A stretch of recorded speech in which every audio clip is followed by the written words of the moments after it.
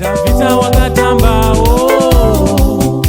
kusvika maila popota Miriam ndo kuimbao nenindo. It's a social media matinoswera chiona kuti nyaya dziri kufamba sei. Pane nyaya yanga ichibvirisa mastreets kana kuti iri kubvirisa mastreets nyaya yakama Billiard handiti.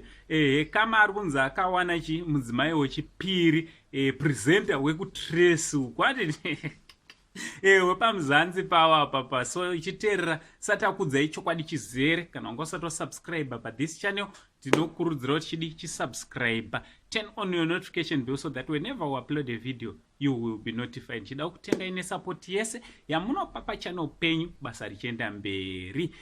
So kama Billiard vazukuru mutambi wenhabvu sekuzwa kwenyu hai celebrity redu ndofunga tese tinomuziva. Hampa naitawo tumari twake aiwa tumari twiripo hai mbinga yemashuwa handiti. Mbinga yemashuwa. So ane mudzimai wake anonzi Esnat. So mudzimai wake anonzi Esnat vane mwana wese anonzi Kimberly handiti, ndibaba namai Kimberly popai handiti. So kwanga kwakunzi awana umwe mudzimai zvakare presenter wepatrace up. So nyaya yachona iri kubvira mumastreets esocial media vanhu vachishawa kuti chokwadi manje ndechipi.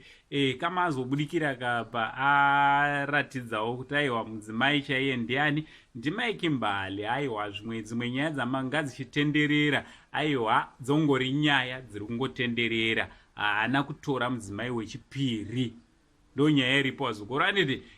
So ameno kuti zvakabva nekupi, kuti panganzere maybe chiutsi chiri kubuda nekuti pane kamoto karipo zvishoma hatizive, asi ndo nyaya yakazara mastreets esocial media kunzi Kama ave nemudzimai wechipiri, Kama ave nemudzimai wechipiri.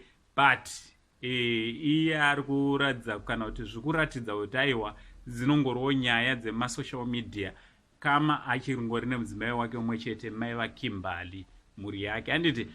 Ndo nyaya yatauya kuzoclarify wazukuru iri kutenderera mastreets esocial media. From Uncle Saying, the only Zimbabwean uncle, pari zvinochibva tatichi much love.